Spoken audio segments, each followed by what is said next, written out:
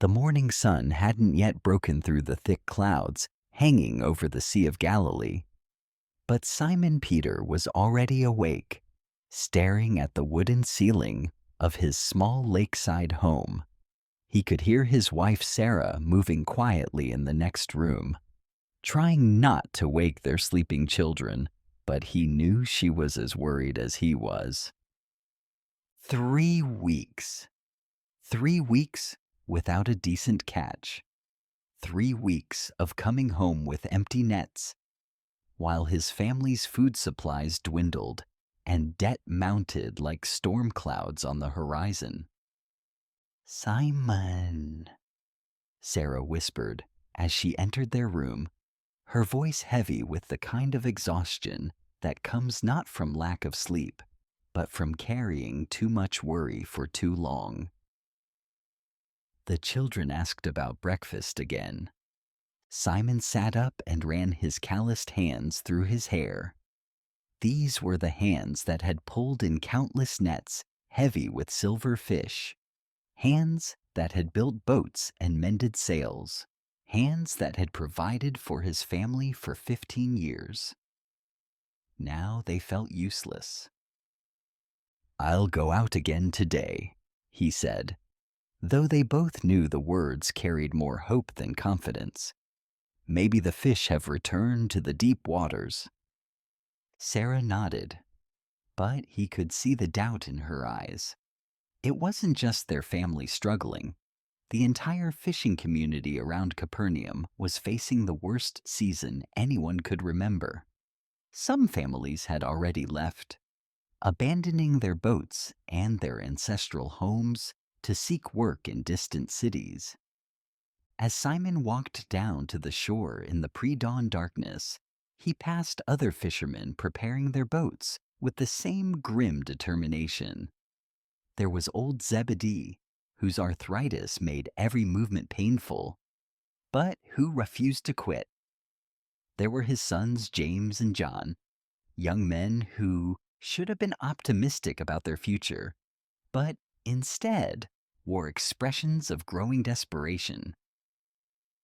"Any word from the night fisherman?" Simon called out to Andrew, his younger brother, who was checking their nets for the 100th time. "Marcus came back an hour ago," Andrew replied, his voice barely audible over the lapping waves. "Empty nets again. He says the fish have just disappeared." Simon looked out over the dark water. Somewhere out there, beneath the surface, life was continuing. Fish were swimming, feeding, living their mysterious underwater lives. But for reasons no one could understand, they had become impossible to catch.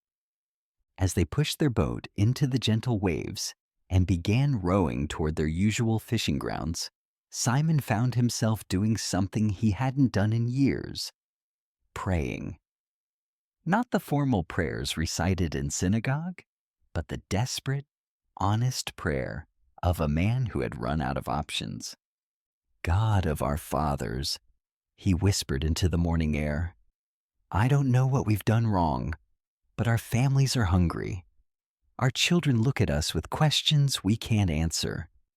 If there's mercy left in heaven, we need it now." The first rays of sunlight were beginning to pierce the clouds as they lowered their nets into the familiar waters, hoping against hope that today would be different. It was nearly noon when they finally gave up and began the slow row back to shore. Once again, their nets held nothing but water and disappointment. Simon's back ached from the futile work, but it was nothing compared to the ache in his chest when he thought about going home to face his family's expectant faces. As they approached the familiar beach, where they cleaned their catch and mended their nets, Simon noticed something unusual. A crowd had gathered near the large rocks where the fishermen typically worked. Maybe 50 people, sitting and standing in a rough semicircle, all focused on someone speaking in the center. "What's all this about?" Andrew wondered aloud, securing the oars as they prepared to beach the boat. The voice they heard was unlike anything Simon had ever experienced. It wasn't the booming, authoritative tone of the synagogue leaders, nor the careful, measured words of the religious scholars. This voice was warm, conversational, as if the speaker was talking directly to each person individually, yet somehow reaching everyone at once. "Look," the voice was saying as they dragged their boat onto the sand. "Consider how the lilies grow. They don't labor or spin thread. Yet I tell you that even Solomon, in all his splendor, was not clothed like one of these flowers." Simon paused in his work, drawn despite himself to listen. The man speaking was younger than he'd expected, probably in his early 30s, with kind eyes and calloused hands that suggested he understood real work. His clothes were simple, the kind worn by craftsmen and laborers, but there was something about his presence that commanded attention without demanding it. "If God clothes the grass of the field, which is here today, and tomorrow is thrown into the fire, how much more will he clothe you?" the man continued. "So don't worry about what you'll eat or drink or wear.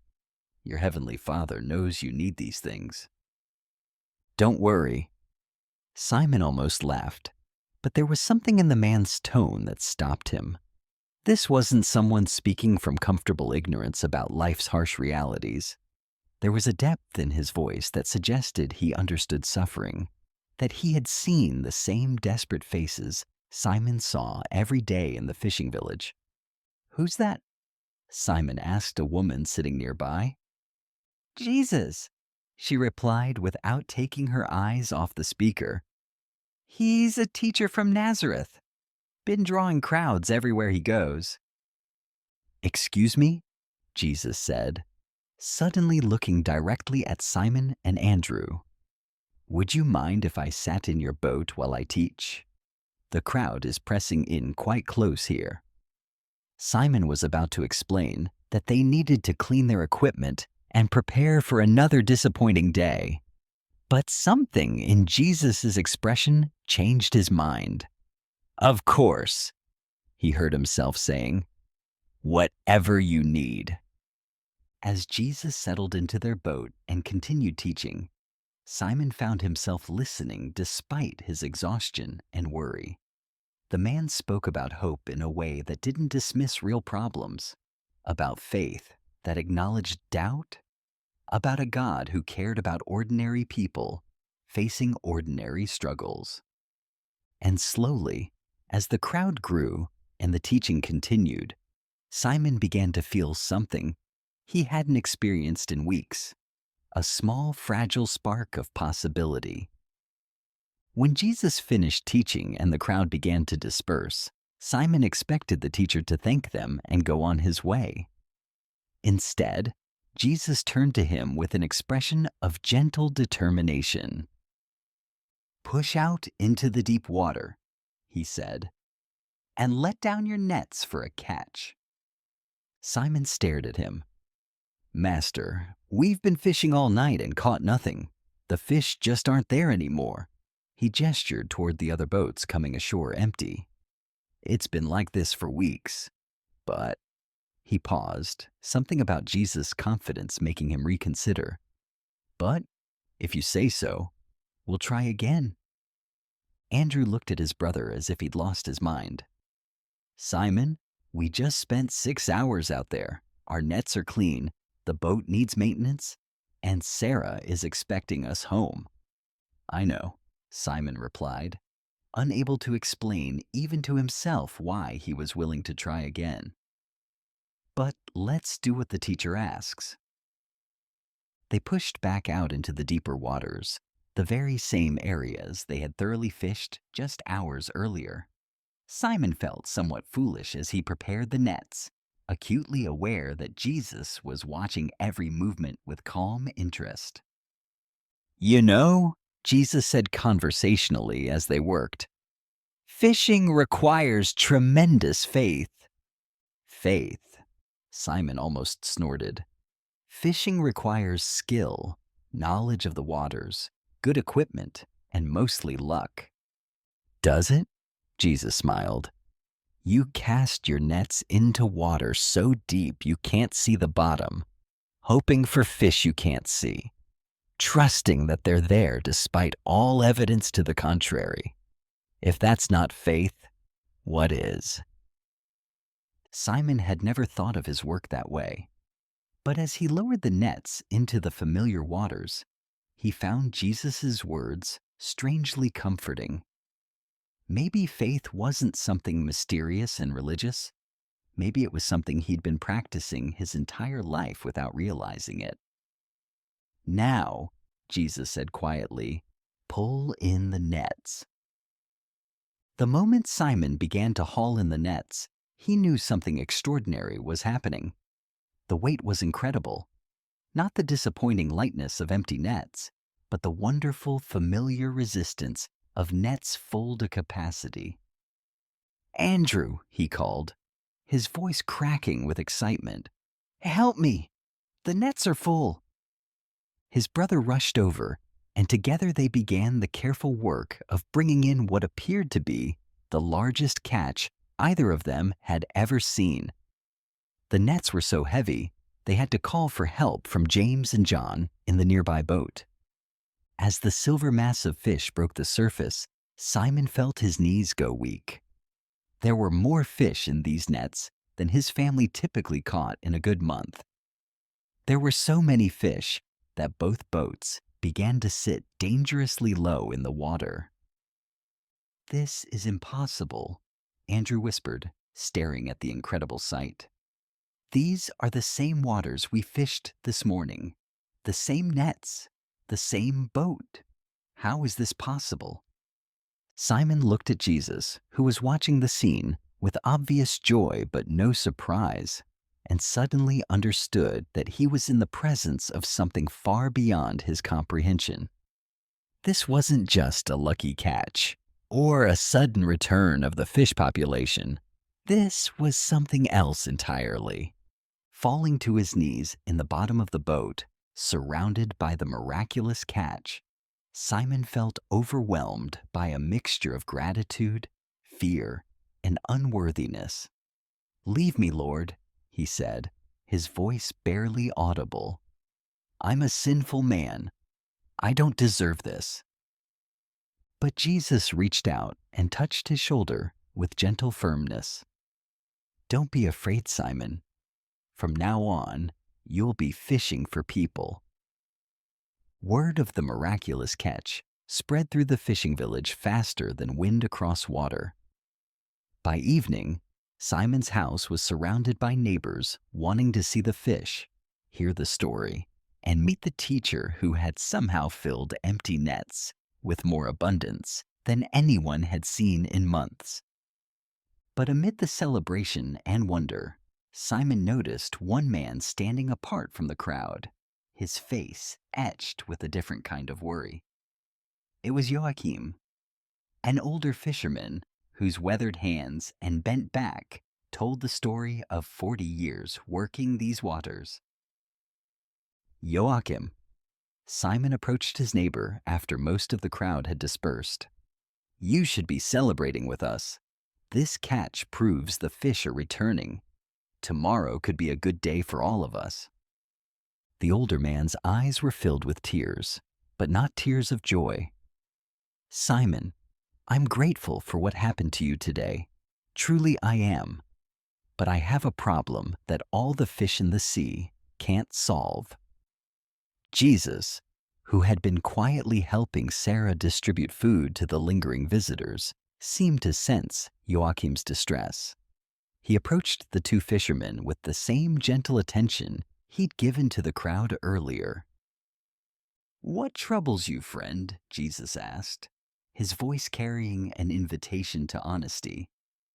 Joachim hesitated, clearly not used to sharing his personal burdens with strangers. But something in Jesus' manner encouraged him to speak. It's my son, Daniel. He's 25 years old, and he should be working beside me, learning the trade, starting his own family. But he's been different, since he was a child. Different how? Jesus asked without judgment. He has fits, Joachim explained, his voice heavy with years of worry and social shame. They come without warning. He'll be normal one moment, talking and working like any young man, and then suddenly he'll fall down, his body shaking violently, his eyes rolling back. Sometimes he injures himself. Sometimes he doesn't recognize us for hours afterward. Simon had heard whispers about Joachim's son over the years, but in their small community, such conditions were rarely discussed openly. Families dealt with these challenges privately, often with a mixture of shame and helplessness. The other young men his age have wives and children now, Joachim continued, his voice breaking. They own their own boats, have their own fishing territories. Daniel sits at home most days, afraid to go out on the water because if a fit comes while we're in deep water. He didn't need to finish the sentence. Everyone understood the danger. Where is Daniel now? Jesus asked gently. At home with my wife. He had 2 fits yesterday, so he's exhausted today. The fits seem to be getting worse as he gets older, more frequent. Joachim looked directly at Jesus. I heard what you did with Simon's nets today. I heard you're some kind of teacher, maybe a healer. Is there anything, can anything be done for a son like mine? The pain in the father's voice was unmistakable. Years of watching his child suffer, years of feeling helpless, years of wondering what would happen to Daniel when his parents were too old to care for him. Jesus placed a hand on Joachim's shoulder. Take me to him, he said simply. Let me meet your son. As they walked through the narrow streets toward Joachim's house, Simon followed, drawn by curiosity and a growing sense that this day was far from over. Behind them, other villagers joined the procession, word spreading quickly that the teacher who had filled empty nets was now going to see Joachim's troubled son. The evening air was filled with tension and hope in equal measure. Joachim's house was modest, even by the village's simple standards, a single room where the family cooked, ate, and slept, with a small adjoining space for storage and tools. When they arrived, they found Daniel sitting on a low stool near the window, his mother Rebecca hovering nearby with the protective watchfulness of someone constantly expecting crisis. Simon was struck by how normal Daniel appeared. He was a handsome young man with intelligent eyes and strong hands, built like a fisherman should be. But there was something tentative about his movements, a careful quality to how he held himself, as if his own body might betray him at any moment. Daniel, Joachim said gently, this is Jesus, the teacher we heard about. He wanted to meet you. Daniel looked up, and Simon saw no fear or suspicion in his face, only a kind of tired resignation that suggested he'd met many people over the years who claimed they could help him. Hello, Daniel said simply, his voice clear and normal. Father told me about the fish today. That must have been amazing to see. Jesus sat down on another stool, positioning himself at Daniel's eye level rather than standing over him. It was pretty remarkable, he agreed. Your father tells me you're a fisherman too. Daniel's face clouded slightly. I try to be, but I'm not reliable. Sometimes my body does things I can't control, and that makes me dangerous to have on a boat. Show me, Jesus said quietly. Show you what? Daniel looked confused. Show me what happens during one of your fits. Rebecca gasped. Teacher, please don't ask that. When the fits come, we try to help him through them. But asking him to bring one on, she looked terrified at the thought. I'm not asking him to bring anything on, Jesus clarified gently. I'm asking him to help me understand what he experiences. Daniel was quiet for a long moment, clearly thinking. Then he began to speak, his voice steady but filled with years of frustration. It starts with a feeling in my head, like pressure building behind my eyes. Then I smell something that isn't there, usually something burning, like charcoal or wood smoke. That's when I know it's coming. As he spoke, Jesus listened with complete attention, never interrupting or looking uncomfortable with the subject matter. Then I lose time, Daniel continued. One moment, I'm aware of everything around me, and the next moment, I'm waking up on the ground, usually hurt, with everyone looking at me with worry and pity. My parents say I shake violently, that sometimes I bite my tongue or hit my head on things, but I don't remember any of it.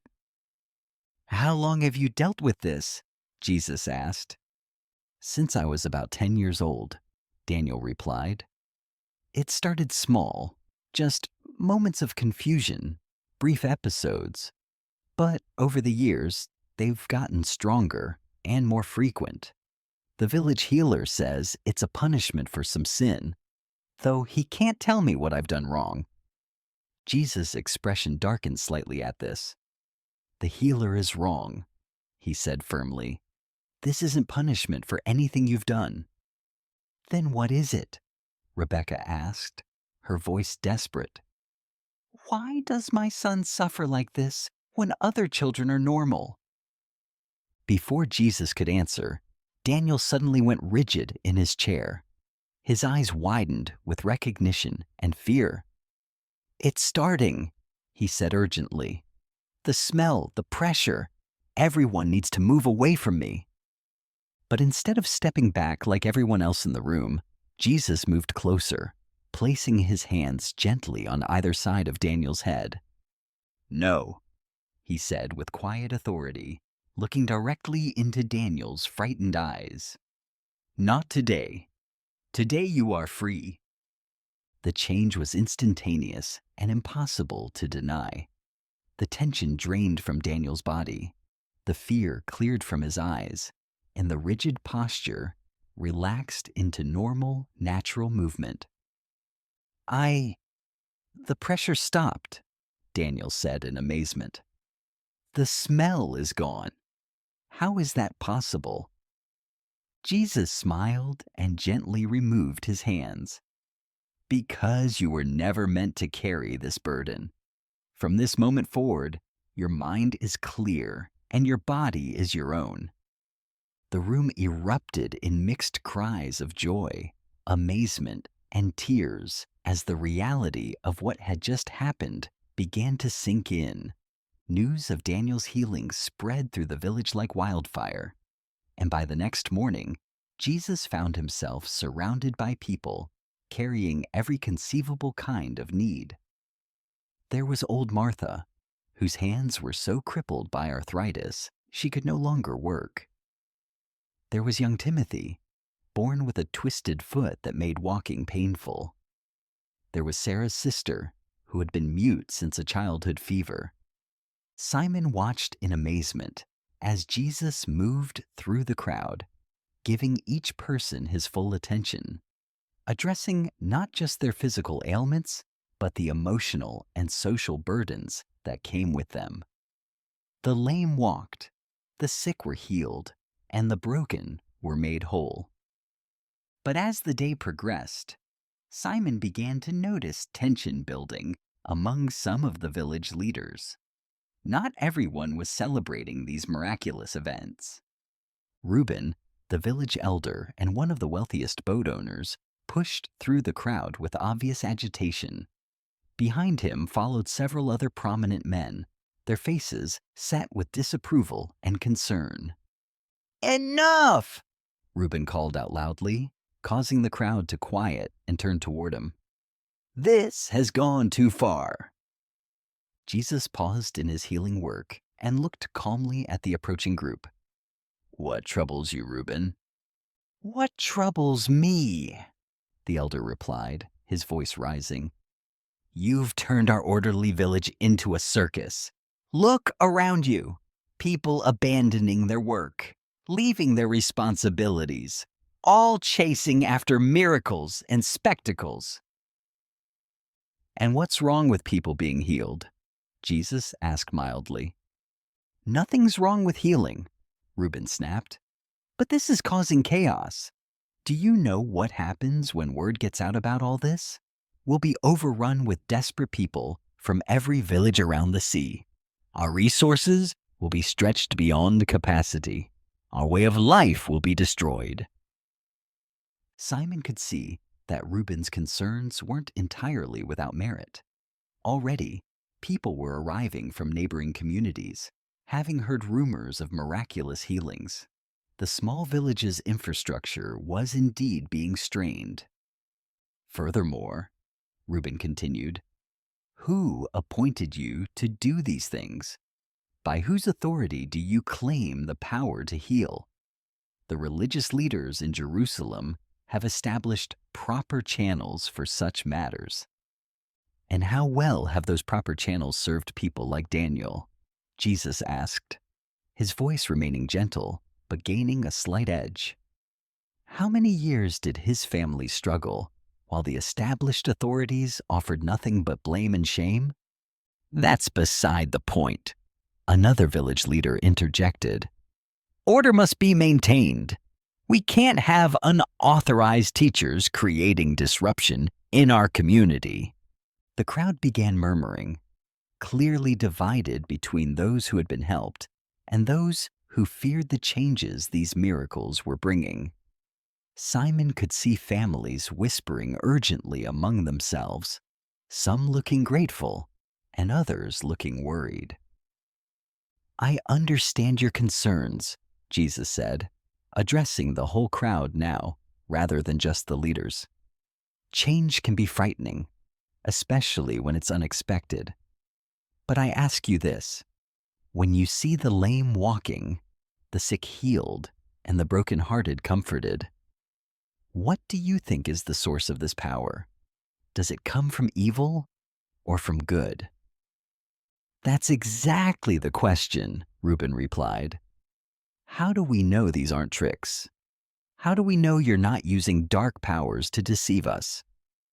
Before Jesus could respond, Daniel stepped forward from the crowd. The young man who just yesterday had been hiding in his house, afraid of his own body, now stood tall and confident. I've lived with my condition for 15 years, Daniel said clearly. I've seen every healer, tried every remedy, followed every superstition. Nothing helped until yesterday. You want to know if this man's power comes from good or evil? Look at me.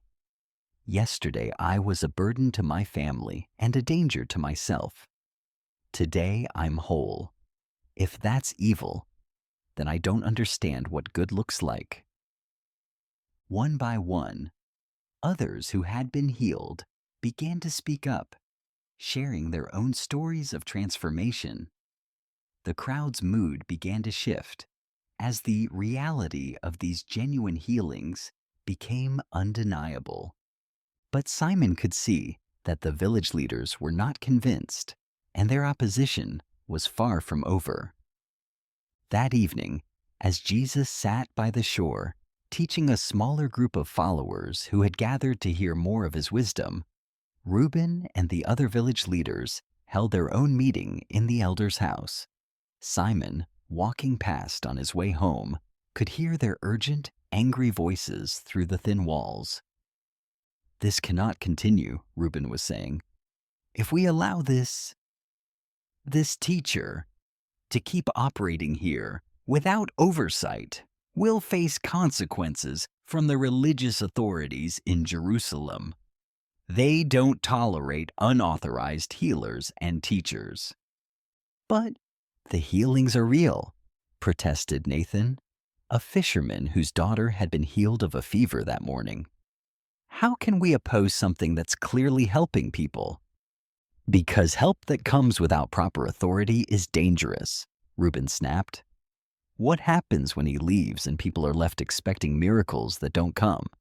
What happens when the excitement wears off and reality sets in? We'll have raised false hopes and created unrealistic expectations. Or worse, added Marcus, another elder. What if he's leading people away from proper religious observance? What if this is all designed to undermine the established order? Simon realized with growing alarm that the village was dividing into two camps, those who supported Jesus and those who feared him. Families were arguing with each other, friendships were being strained, and the community harmony that had existed, despite their economic struggles, was fracturing. When he arrived home, he found Sarah waiting up for him, her face creased with worry. "Simon," she said as he entered their small house, "I've been hearing disturbing things. Some of the women at the well today were saying that Reuben is planning to send word to the authorities in Jerusalem about Jesus." "What kind of authorities?" Simon asked, though he suspected he already knew. "Religious authorities, maybe even Roman officials. They're going to claim that Jesus is causing civil unrest, that he's gathering crowds and challenging established order." Simon felt a chill run through him. He'd seen what happened to people who attracted the wrong kind of attention from either religious or Roman authorities. Even innocent teachers and healers could find themselves in serious trouble if they were perceived as threats to stability. "There's more," Sarah continued quietly. "Some of the other fishing families are being pressured to choose sides.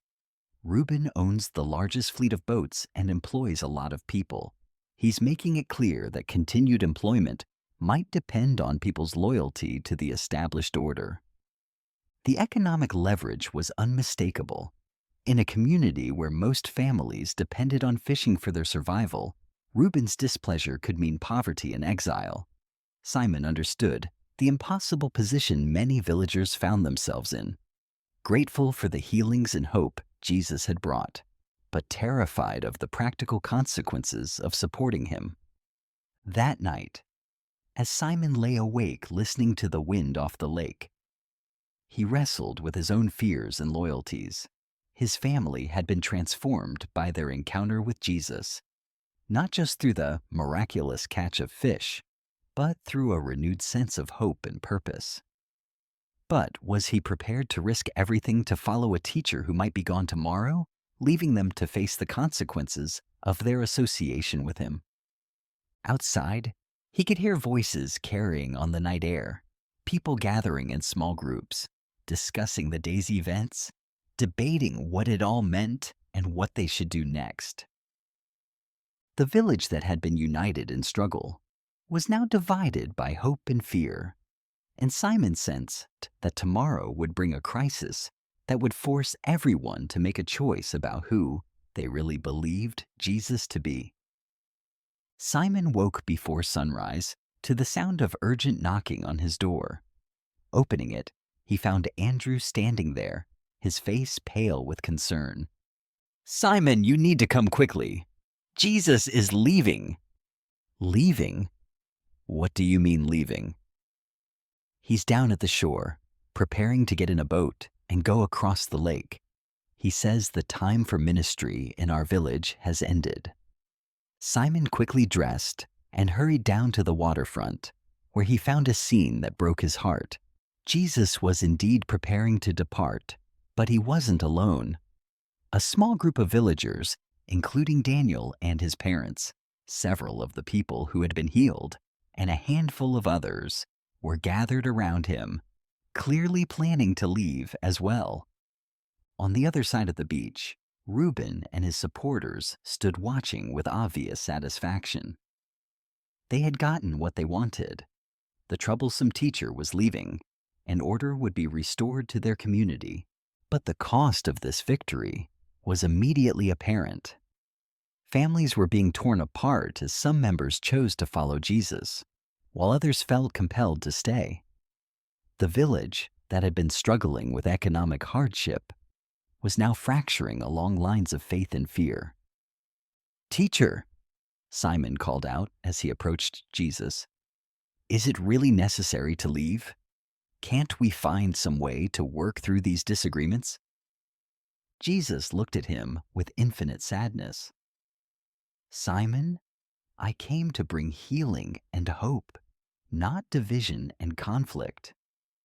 When my presence causes more harm than good to a community, it's time to move on." "But what about all the good you've done here? The healings, the miraculous catch, the hope you've given people?" "That good remains," Jesus replied gently. "The healing in people's bodies and hearts doesn't disappear when I leave. The truth they've heard doesn't become false.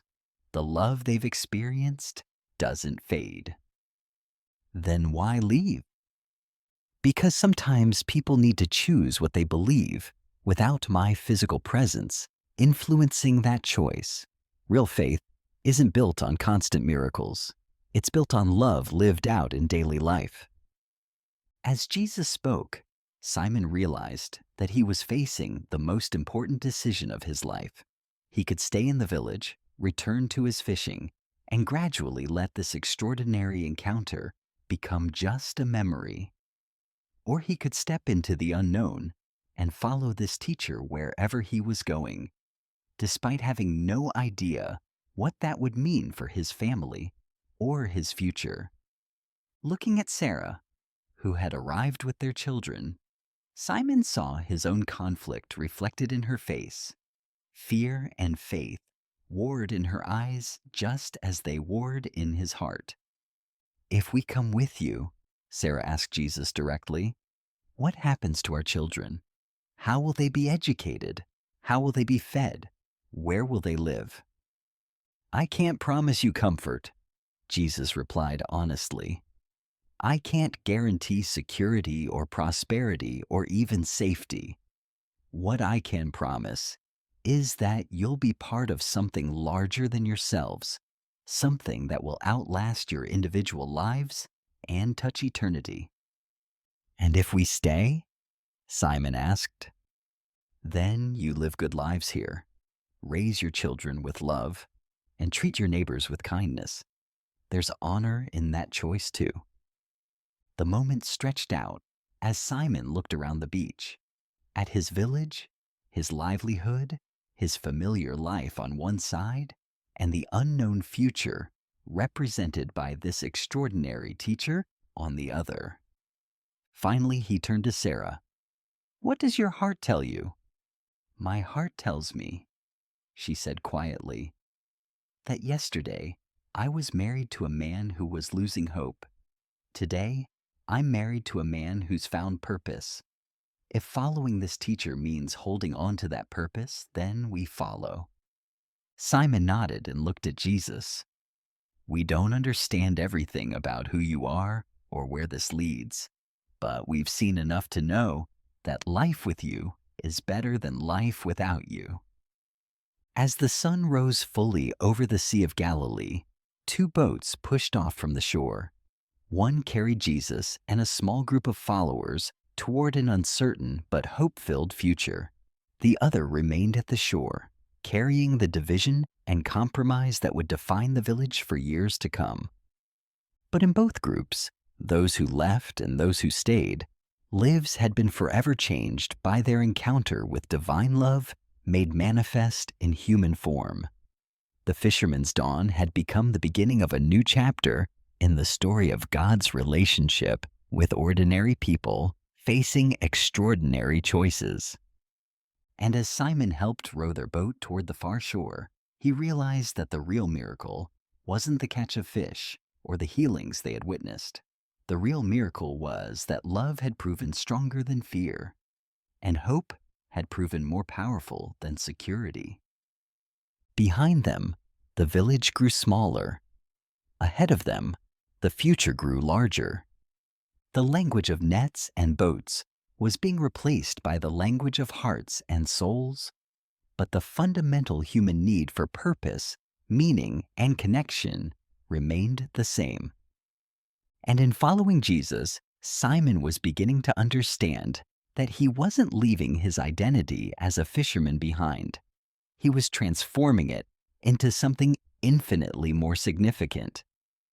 From now on, he would fish for people, casting nets of love and hope into the vast sea of human need, trusting that God would fill those nets with souls hungry for healing and hope.